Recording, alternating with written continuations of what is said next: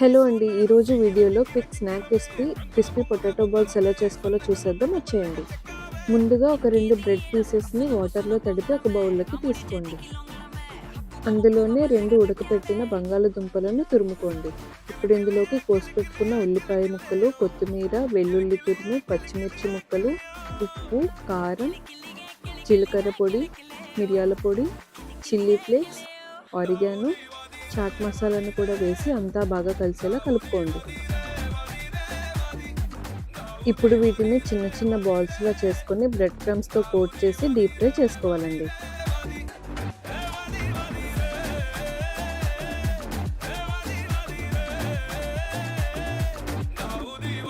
ఇలా అన్నీ కూడా ఈవెన్‌గా గోల్డెన్ బ్రౌన్ కలర్ వచ్చాక వేడివేడిగా ఉన్నప్పుడే టొమాటో కెచప్‌తో సర్వ్ చేసుకుంటే చాలా బాగుంటుందండి. ఈ వీడియో మీకు నచ్చితే ఖచ్చితంగా లైక్ అండ్ షేర్ చేయండి.